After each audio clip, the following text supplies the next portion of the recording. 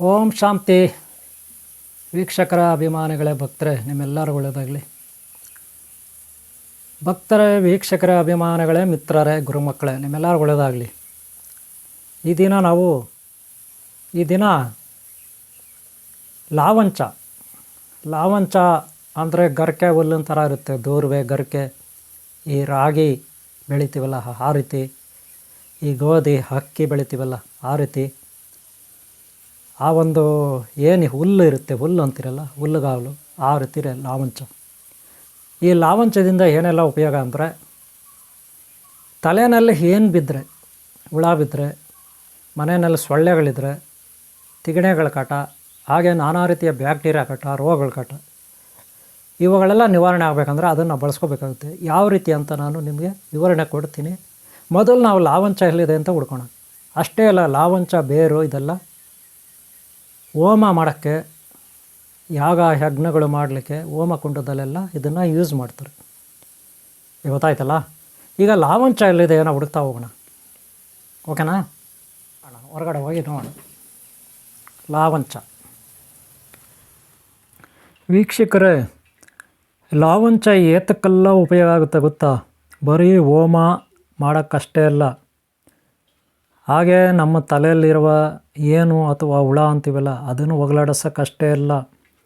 ಈ ಲಾವಂಚ ಬಂದು ಅದರ ಬೇರುಗಳನ್ನು ಒಣಗಿಸಿ ನೀಟಾಗಿ ಕ್ಲೀನ್ ಮಾಡಿ ಎಣ್ಣೆನೆಲ್ಲ ಹಾಕಿದರೆ, ನಾವು ತಲೆಗೆ ಹಚ್ಕೊಳ್ತಕ್ಕಂಥ, ಅದರಲ್ಲೂ ಬೇವಿನ ಎಣ್ಣೆ, ಹರಳೆಣ್ಣೆ, ಕೊಬ್ಬರಿ ಎಣ್ಣೆನೆಲ್ಲ ಹಾಕಿದ್ರೆ ಅದು ಒಂದು ಒಳ್ಳೆ ಎನರ್ಜಿ ಬರುತ್ತೆ ಎಣ್ಣೆಗೆ.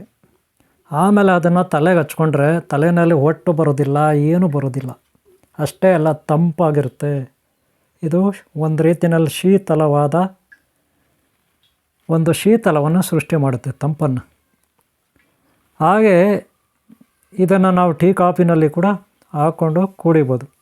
ಆದರೆ ನೋಡಿ, ಈಗ ಲಾವಂಚನ ನಾವು ಹುಡುಕ್ತಾ ಬಂದಿದ್ವಿ. ಇದು ಲಾವಂಚ ಅಲ್ಲ, ನೆನಪಿಟ್ಕೊಳ್ಳಿ. ಇದು ಲಾವಂಚ ಅಲ್ಲ, ಹುಲ್ಲಷ್ಟೇ. ನೋಡ್ಕೊಳ್ಳಿ, ಇದು ಒಂದು ಹುಲ್ಲು, ನೋಡೋಕ್ಕೆ ಲಾವಂಚ ಥರ ಇದೆ ಅಲ್ವಾ? ನೋಡ್ಕೊಳ್ಳಿ, ಇದು ಲಾವಂಚ ಅಲ್ಲ. ಲಾವಂಚ ಈ ರೀತಿ ಇರೋದಿಲ್ಲ.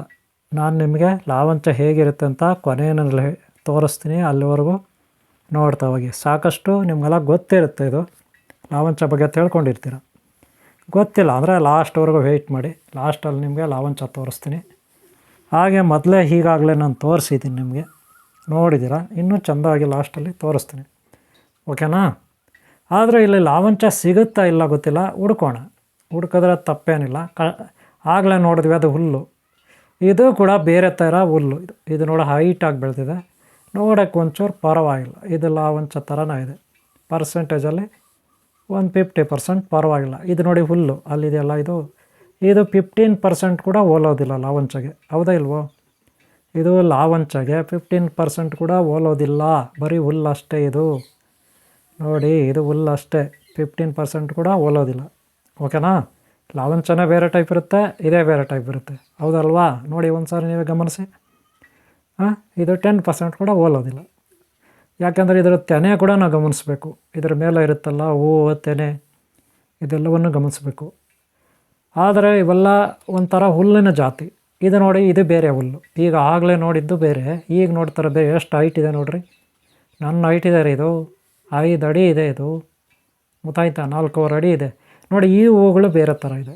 ನೋಡಿ, ಆಗಲೇ ನೋಡಿದ್ದು ಬೇರೆ ಹುಲ್ಲು, ಇದು ಬೇರೆ ಹುಲ್ಲು. ಇದೊಂಥರ ಹುಲ್ಲು ಇಷ್ಟು ಹೈಟ್ ಬೆಳೆದಿದೆ ಅಲ್ವಾ? ನೋಡಿ ಎಷ್ಟು ಹೈಟ್ ಇದೆ ನೋಡಿ. ನೋಡಿದ್ರಾ? ಸುಮಾರು 4.25 ಅಡಿ ಹೈಟ್ ಇದೆ. ನೋಡೋಕ್ಕೆ ಲಾವಂಚ ಥರ ಇದೆ, ಆದರೆ ಲಾವಂಚ ಅಲ್ಲ ಇದು. ಆದರೆ ಹುಲ್ಲು. ಇದು ಕೂಡ ಏತಕ್ಕೋ ಒಂದಕ್ಕೆ ಉಪಯೋಗ ಆಗುತ್ತೆ, ಇಲ್ಲ ಅನ್ನಲ್ಲ. ನೋಡಿ ಎಷ್ಟೊಂದು ಹುಲ್ಲಿದೆ ನೋಡಿ ಇಲ್ಲಿ. ಇದೆಲ್ಲ ಲಾವಂಚ ಥರನೇ ಇರುತ್ತೆ. ಅಷ್ಟು ನೋಡಿದ್ರೆ ನೀವು ಲಾವಂಚ ಥರ ಇರುತ್ತೆ. ಗೊತ್ತಾಯ್ತಲ್ಲ? ನೋಡಿ ಎಷ್ಟು ಹೈಟ್ ಇದೆ ನೋಡಿ. ಒಂದು ಸಾರಿ ತೋರಿಸ್ಬಿಡ್ತೀನಿ ನಿಮಗೆ. ನೋಡಿದ್ರಾ? ನನ್ನ ಹೈಟ್ ಬರುತ್ತೆ ಹತ್ರ ಅಲ್ವಾ? ನೋಡಿದ್ರಲ್ಲ ಎಷ್ಟು ಹೈಟ್ ಇದೆ. ಓಕೆ, ಇದು ಲಾವಂಚ ಅಲ್ಲ. ಲಾವಂಚ ಅಂತ ತಿಳ್ಕೊಬೇಡಿ. ಲಾವಂಚನ ಎಲ್ಲಿ ಬೆಳೆಯುತ್ತೆ, ಹೇಗೆ ಬೆಳೆಯುತ್ತೆ ಅನ್ನೋದು ನಾನು ಡೀಟೇಲ್ ಕೊಡ್ತೀನಿ. ನೋಡಿ ಎಷ್ಟೊಂದಿದೆ ಇದು. ನೋಡೋಕ್ಕೆಲ್ಲ ಗರಿಕೆ ಇರುತ್ತೆ. ಅದ್ರ ಥರನೇ ಎಲ್ಲ ಗರಿಕೆ ಇರುತ್ತೆ ಅಲ್ವಾ? ಆದರೆ ಇದು ಲಾವಂಚ ಅಲ್ಲ, ನೆನ್ಪಿಟ್ಕೊಳ್ಳಿ. ಓಕೆನಾ? ಮತ್ತು ನಾವು ಈ ಲಾವಂಚದಿಂದ ಏನೆಲ್ಲ ಉಪಯೋಗ ಆಗುತ್ತಾ? ನಾನು ಆಗಲೇ ಹೇಳಿದೆ, ನಮ್ಮ ಹೊಟ್ಟೆ ಒಳಗೆ ಹುಣ್ಣುಗಳಿದ್ರೆ, ಬಾಯಲ್ಲಿ ಹುಣ್ಣಿದ್ರೆ, ಅಲ್ಸರು ಅಥವಾ ಇನ್ನೇನೋ ಇದ್ದರೆ ಅದಕ್ಕೆಲ್ಲ ಲಾವಂಚದ ಬೇರು, ಅದರ ಕಾಂಡ ಇದೆಲ್ಲ ಉಪಯೋಗ ಆಗುತ್ತೆ. ಅದರ ಕಾಂಡ ಬಂದು ನಾವು ಚಟ್ನಿ ಮಾಡಿ ಊಟಕ್ಕೆ ಹಾಕೊಂಡು ತಿನ್ಬೋದು. ಯಾವುದು? ಲಾವಂಚದು ಕಾಂಡ ಅಲ್ಲ. ಗೊತ್ತಾಯ್ತಲ್ಲ? ನೋಡಿ, ಇದು ಕೂಡ ಲಾವಂಚ ಅಲ್ಲ, ನೆನ್ಪಿಟ್ಕೊಳ್ಳಿ. ನೋಡಿ, ಇದು ಕೂಡ ಲಾವಂಚ ಅಲ್ಲ, ಇದು ಹಸುಗಳಿಗೆ ಆಗ್ತಕ್ಕಂಥ ಹುಲ್ಲು, ಸೀಮೆ ಹುಲ್ಲು ಅಂತಾರೆ ಇದನ್ನೇನಂತಾರೆ? ಸೀಮೆ ಹುಲ್ಲು. ನೋಡೋಕೆ ಹಂಗೆ ಕಾಣುತ್ತೆ ಅಲ್ವಾ? ಲಾವಂಚ ಥರನೇ ಇರುತ್ತೆ, ಹೌದೇ ಅಲ್ವೋ? ಇದೆಲ್ಲ ಲಾವಂಚ ಅಲ್ಲ. ನಾವು ಲಾವಂಚನ ಹುಡುಕ್ಬೇಕಷ್ಟೆ. ಈಗ ಎಲ್ಲಿದೆ ಲಾವಂಚ, ಹೇಗಿದೆ ಅಂತ ನೋಡಿ. ಲಾವಂಚದಿಂದ ಏನೆಲ್ಲ ಉಪಯೋಗ ಅಂದರೆ, ಅದರ ಹೂವು ಬರುತ್ತಲ್ಲ, ಗರಿಕೆ ಹೂವು ಮೇಲೆ ಆ ಕಡ್ಡಿಗಳು ಬಂದು ಮನೆಯಲ್ಲಿ ಕಿಟಕಿಗಳಿಗೆಲ್ಲ ಹಾಕಿದ್ರೆ ಇಡೀ ಮನೆಯೆಲ್ಲ ತಂಪಾಗಿರುತ್ತೆ. ಅಷ್ಟೇ ಅಲ್ಲ, ಅದರ ಕಡ್ಡಿಗಳು, ಲಾವಂಚ ಕಡ್ಡಿಗಳು, ಅದರಿಂದ ಚಾಪೆ ಥರ ಮಾಡಿ ಕಿಟಕಿಗಳಿಗೆ ಹಾಕ್ತಾರೆ. ನ್ಯಾಚುರಲ್ಲಾಗಿ ಸ್ಕ್ರೀನ್ ಅಂತ, ನ್ಯಾಚುರಲ್ ಸ್ಕ್ರೀನ್ ಅಂದ್ಬಿಟ್ಟು ಹಾಕಿದ್ರೆ ಸೊಳ್ಳೆಗಳು ಮನೆ ಒಳಗೆ ಬರೋದಿಲ್ಲ. ಆ ಸ್ಮೆಲ್ಗೆ ತುಂಬ ಸುವಾಸನೆ ಇರುತ್ತೆ ಅದರ ಬೇರು ಎಲ್ಲ. ಅದಕ್ಕೆ ಈ ಎಣ್ಣೆನಲ್ಲಿ ಹಾಕಿದ್ರೆ ಘಮ ಅನ್ನುತ್ತೆ. ಅಷ್ಟೇ ಅಲ್ಲ, ಆ ಲಾವಂಚದು ಕಾಂಡ, ಬೇರು ಎಲ್ಲ ಏನಕ್ಕೆ ಯೂಸ್ ಮಾಡ್ತಾರೆ ಗೊತ್ತಾ? ಶ್ರೀಗಂಧ ಪುಡಿ ಒಳಗೆ ಮಿಕ್ಸ್ ಮಾಡಿ ಸ್ಯಾಂಡಲ್ ಸೋಪು, ಅಗರಬತ್ತಿಗಳಿಗೆ ಸ್ಯಾಂಡಲ್ ಸೋಪು, ಹಾಗೆ ವಿಭೂತಿ, ಹಣೆಗೆ ಹಚ್ಚುವ ವಿಭೂತಿ, ಹಾಗೆ ಸಿಂಧೂರ, ಕೇಸರಿ, ಇದಕ್ಕೆಲ್ಲದಕ್ಕೂ ಲಾವಂಚದ ಬೇರು, ಕಾಂಡ ಎಲ್ಲ ಯೂಸ್ ಮಾಡ್ತಾರೆ. ಯಾಕಂದರೆ ಅಷ್ಟು ಸುಗಂಧ ದ್ರವ್ಯ ಅದರಲ್ಲಿರುತ್ತೆ, ಸುವಾಸನೆ ಇರುತ್ತೆ. ಮನೆಯಲ್ಲಂತೂ ಇಟ್ಟರೆ ಮನೆಯಲ್ಲಿ ಯಾವುದೇ ಬ್ಯಾಕ್ಟೀರಿಯಾ, ತಿಗಣೆ, ಸೊಳ್ಳೆ ಇತ್ಯಾದಿ ದೂರ ಆಗುತ್ತೆ ಲಾವಂಚದಿಂದ. ಅದಕ್ಕೆ ಸಂತೆಗಳಲ್ಲೆಲ್ಲ ಅದನ್ನು ಸೇಲ್ ಮಾಡ್ತಾರೆ, ಮಾರ್ಕೆಟಲ್ಲಿ ಸೇಲ್ ಮಾಡ್ತಾರೆ, ನಿಮಗೆಲ್ಲ ಗೊತ್ತಿರ್ಬೋದು. ಗೊತ್ತಾಯ್ತಲ್ಲ? ನೋಡಿ, ಇದು ಲಾವಂಚ ಅಲ್ಲ, ನೆನ್ಪಿಟ್ಕೊಳ್ಳಿ. ಹಾಗೆ ಲಾವಂಚದು ಇದರಿಂದ ಕಿಡ್ನಿ ಎಲ್ಲ ಪ್ಯೂರ್ ಆಗುತ್ತೆ, ಕಿಡ್ನಿ ಕ್ಯೂರ್ ಆಗುತ್ತೆ, ಕಿಡ್ನಿನಲ್ಲಿ ಕಲ್ಲೆಲ್ಲ ಕರಗುತ್ತೆ. ಮತ್ತು ಎಷ್ಟೋ ಸಮಸ್ಯೆಗಳು, ಈ ಶುಗರ್ ಇರೋರು, ಬಿ ಪಿ, ಮತ್ತೊಂದು ಏನೇನೋ ಇರುತ್ತಲ್ಲ, ಅವರೆಲ್ಲ ಅದರ ಬೇರು, ಅದರ ರಸ, ಹಾಗೆ ಅದರ ಕಷಾಯ ಅಂದರೆ ಟೀ ಕಾಫಿನಲ್ಲಿ ಮಾಡ್ಕೊಂಡು ಕುಡಿದ್ರೆ ಅದೆಲ್ಲ ಕೂಡ ನಮಗೆ ಉಪಯೋಗ ಆಗುತ್ತೆ. ಎಷ್ಟೋ ನಾನಾ ರೀತಿಯ ಸಮಸ್ಯೆಗಳಿಗೆ. ಒಟ್ಟಿನಲ್ಲಿ ತಂಪು, ನೆನಪಿಟ್ಕೊಳ್ಳಿ, ತಂಪು. ನೋಡಿ, ಇದು ಕೂಡ ಅಲ್ಲ, ಲಾವಂಚ ಅಲ್ಲ, ಇದೆಲ್ಲ ನೆನ್ಪಿಟ್ಕೊಳ್ಳಿ. ನೋಡೋಕ್ಕೆ ಲಾವಂಚ ಥರನೇ ಇರುತ್ತೆ, ಇದು ಯಾವುದೂ ಲಾವಂಚ ಅಲ್ಲ. ಇದೆಲ್ಲ ಒಂಥರ ಹುಲ್ಲು, ಗೊತ್ತಾಯ್ತಲ್ಲ? ಇದೆಲ್ಲ ಒಂಥರ ಹುಲ್ಲು, ಓಕೆನಾ? ಇನ್ನು ಲಾವಂಚ ಬೇರು, ರಸ, ಅದರ ಸುಗಂಧ ದ್ರವ್ಯಕ್ಕೆಲ್ಲ ಅದರ ಪುಡಿ ಎಲ್ಲ ಸುಗಂಧ ದ್ರವ್ಯಗಳಿಗೆ ಯೂಸ್ ಮಾಡ್ತಾರೆ. ನಾನು ಹೇಳಿದ್ನಲ್ಲ, ಸೋಪು, ಅಗರಬತ್ತಿ, ಸೆಂಟ್ಗಳು, ಕೆಲವು ಸೆಂಟ್ಗಳಿರುತ್ತಲ್ಲ ಅದಕ್ಕೆ ಯೂಸ್ ಮಾಡ್ತಾರೆ. ಗೊತ್ತಾಯ್ತಲ್ಲ? ಆದರೆ ನಾವು ನ್ಯಾಚುರಲ್ಲಾಗಿ ನಮ್ಮ ಮನೆಗಳಲ್ಲಿ ಇಟ್ಕೊಂಡ್ರೆ ನಮ್ಗೆ ಎಷ್ಟು ಉಪಯೋಗ ಆಗುತ್ತಲ್ವ ಅದರಿಂದ. ಯೋಚನೆ ಮಾಡಿ ನೋಡಿ. ಅಷ್ಟೇ ಅಲ್ಲ, ಲಾವಂಚದನ್ನ ನೀರಿನಲ್ಲಿ ಹಾಕಿ ಕುದಿಸ್ಬಿಟ್ಟು ಸ್ನಾನ ಮಾಡಿದ್ರೆ ಇನ್ನೂ ಚೆನ್ನಾಗಿರುತ್ತೆ. ಕೆಲವು ಚರ್ಮ ರೋಗಗಳೆಲ್ಲ ಹೋಗುತ್ತೆ, ಗೊತ್ತಾಯ್ತಲ್ಲ? ಚರ್ಮ ರೋಗಗಳೆಲ್ಲ ಹೋಗುತ್ತೆ ಅದರಿಂದ, ಲಾವಂಚದಿಂದ. ಈಗ ಲಾಸ್ಟ್ ಫೈನಲ್ ಇಲ್ಲಿಗೆ ಬಂದಿದ್ದೀನಿ, ನೋಡೋಣ ಇಲ್ಲೇನೋ ಸಿಗುತ್ತೇನೋ. ಸಿಗ್ತಾ ಇಲ್ಲ ಲಾವಂಚ ಗಿಡ. ಸಾಮಾನ್ಯವಾಗಿ ಅದು ಗದ್ದೆಗಳಲ್ಲಿ ಇರುತ್ತೆ ರೀ, ಗದ್ದೆಗಳಲ್ಲಿ ಬೆಳೆಯುತ್ತೆ, ನೆನ್ಪಿಟ್ಕೊಳ್ಳಿ. ಗಟ್ಟಿ ಭೂಮಿನಲ್ಲಿ ಅದು ಸಿಗೋದಿಲ್ಲ. ನೋಡಿ, ಲಾವಂಚ ಥರನೇ ಇದೆ ಇದು ಲಾವಂಚ ಅಲ್ಲ. ನೋಡೋಕ್ಕೆ ಲಾವಂಚ ಥರನೇ ಇದೆ, ಆದರೆ ಲಾವಂಚ ಅಲ್ಲ, ನೆನ್ಪಿಟ್ಕೊಳ್ಳಿ. ಲಾವಂಚ ಅನ್ಕೋಬೇಡಿ, ಇದು ಲಾವಂಚ ಅಲ್ಲ. ಯಾಕಂದರೆ ಅದು ಹೂವಿನಿಂದಾನೇ ಗುರುತಿಸ್ಬೋದು, ಓಕೆನಾ? ಗದ್ದೆಗಳಲ್ಲಿ ಸಾಮಾನ್ಯವಾಗಿ ಅದು ಬೆಳೆಯುತ್ತೆ. ಕೆಲವರು ಅದನ್ನೇ ಬೇಸಾಯ ಮಾಡ್ತಾರೆ, ಬೆಳೆದ್ಬಿಟ್ಟು ಸೇಲ್ ಮಾಡೋಕ್ಕೆ ನೋಡ್ತಾರೆ, ಗೊತ್ತಾಯ್ತಲ್ಲ? ನೆನ್ಪಿಟ್ಕೊಳ್ಳಿ.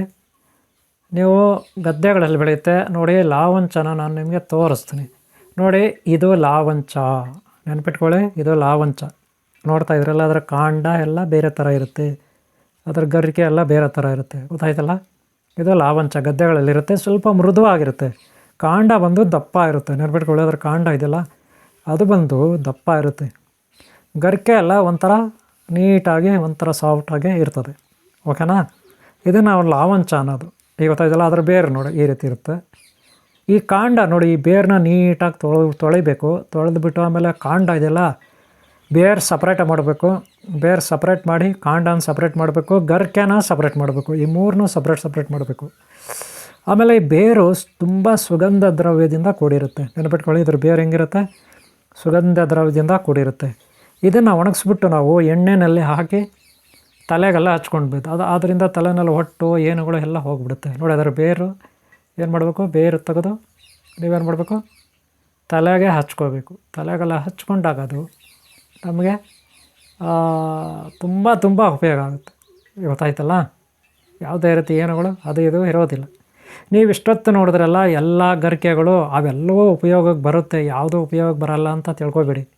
ಆದರೆ ಕೆಲವುದರಲ್ಲಿ ಸ್ವಲ್ಪ ಎಲ್ಲವೂ ಕೋಲ್ಡ್ ಇರುತ್ತೆ, ಹೊಟ್ಟೆನಲ್ಲಿರುವ ಹುಣ್ಣನ್ನು ಆರಿಸುತ್ತೆ, ಇಲ್ಲ ಅನ್ನಲ್ಲ. ನೋಡಿ, ಕೆಲವರು ಮನೆಗಳ ಹತ್ರ ಬೆಳೀತಾರೆ ಲಾವಂಚನ, ಪಾಟ್ನಲ್ಲಿ ಬೆಳೀತಾರೆ, ಪಾಟ್ಗಳಲ್ಲಿ ಇಟ್ಕೊಂಡು ಬೆಳೀತಾರೆ ಲಾವಂಚನ. ಗೊತ್ತಾಯ್ತಲ್ಲ. ಇದರಲ್ಲಿ ಹಲವಾರು ವಿಧಗಳಿರುತ್ತೆ, ಅದರಲ್ಲಿ ಬೇರೆ ಬೇರೆ ಹೆಸರುಗಳು ಹೆಸರುಗಳಿರುತ್ತೆ. ನೀವು ಇಷ್ಟೊತ್ತು ನಾನು ತೋರಿಸಿದ್ದೆಲ್ಲ ಉಪಯೋಗಕ್ಕೆ ಬರುತ್ತೆ. ಆದರೆ ಲಾವಂಚ ಅಲ್ಲ, ಗೊತ್ತಾಯ್ತಲ್ಲ. ಲಾವಂಚ ಬಂದು ಫಸ್ಟ್ ಸ್ವಲ್ಪ ತೋರಿಸಿದ್ನಲ್ಲ ಆವಾಗಲೇ, ಸಾಫ್ಟಾಗಿರ್ತದೆ, ಕಾಂಡ ದಪ್ಪದಾಗಿರುತ್ತೆ. ಅದನ್ನು ಕಟ್ ಮಾಡಿ ಚಟ್ನಿ ಕೂಡ ಮಾಡ್ಬೋದು. ನಾವು ಚಟ್ನಿ ಮಾಡಿ ಯೂಸ್ ಮಾಡಿದ್ರೆ ತುಂಬ ಒಳ್ಳೆಯದು ಆರೋಗ್ಯಕ್ಕೆ. ನಾನಾ ರೀತಿಯ ಕಷ್ಟಗಳು ಪರಿಹಾರ ಆಗುತ್ತೆ. ಇದನ್ನು ನಾವು ದೂರ್ವೆಯ ಒಂದು ಜಾತಿ, ನೆನಪಿಟ್ಕೊಳ್ಳಿ. ಹೋಮಕ್ಕೆಲ್ಲ ಬಳಸ್ತೀವಲ್ಲ ದೂರ್ವೆ, ಆ ದೂರ್ವೆನಲ್ಲಿ ಒಂದು ಜಾತಿ ಇದು. ಒಂಥರ ಅಮೃತ ಗರಿಕೆ, ಅಮೃತ ಸಸಿ ಅಂತ ನಾವು ಹೇಳ್ಬೋದು. ಅಮೃತವನ್ನು ಪ್ರಸಾದಿಸುತ್ತೆ. ನೋಡಿ, ಕೆಲವರು ಬೇಸಾಯ ಮಾಡ್ತಾರೆ, ಇದನ್ನೇ ಬೇಸಾಯ ಮಾಡಿ ಸೇಲ್ ಮಾಡ್ತಾರೆ, ಗೊತ್ತಾಯ್ತಲ್ಲ. ಬೇಸಾಯ ಮಾಡಿ ಸೇಲ್ ಮಾಡ್ತಾರೆ. ಗದ್ದೆಗಳಲ್ಲಿ ಯಥೇಚ್ಛವಾಗಿ ಬೆಳೀತಿದ್ರು, ಗೊತ್ತಾಯ್ತಲ್ಲ. ಗದ್ದೆಗಳಲ್ಲಿ ಯಾಕಪ್ಪ ಅಂದರೆ ಅಲ್ಲಿ ಒಂದು ರೀತಿ ಫಲವತ್ತಾದ ಭೂಮಿ, ಹಾಗೆ ನೀರು ತೇವಾಂಶ ಯಾವಾಗಿರ್ತದೆ. ಇದು ತಂಪು, ಎಷ್ಟೇ ನೀರಿನಲ್ಲಿ ಇದು ಮುಳುಗಿದ್ರೂ ಕೂಡ ಬೆಳೆಯುತ್ತೆ. ಆ ರೀತಿ ಒಣಗೋದಿಲ್ಲ, ನೀರಿನಲ್ಲಿದ್ದರೂ ಕೂಡ ಬೆಳೆಯುತ್ತದೆ. ಆ ರೀತಿ ಇರುತ್ತೆ ಲಾವಂಚದಿಂದ ನಾನಾ ರೀತಿ ಉಪಯೋಗಗಳು, ಗೊತ್ತಾಯ್ತಲ್ಲ. ಎಷ್ಟೋ ಸ್ತ್ರೀಯರ ಸಮಸ್ಯೆಗಳು, ಈಟಿಂದ ಆಗ್ತಕ್ಕಂಥ ಸ್ತ್ರೀಯರ ಸಮಸ್ಯೆಗಳು ನಿವಾರಣೆ ಆಗುತ್ತೆ. ಆದರೆ ಇದು ಕೋಲ್ಡ್ ಇರೋರು ಸೇವನೆ ಮಾಡಬಾರ್ದು, ನೆನ್ಪಿಟ್ಕೊಳ್ಳಿ. ಕೋಲ್ಡ್ ಇರುತ್ತಲ್ಲ, ಕೆಲವ್ರಿಗೆ ಶೀತ ಶರೀರಗಳಿರುತ್ತೆ, ಅವರು ಸೇವನೆ ಮಾಡಬಾರ್ದು.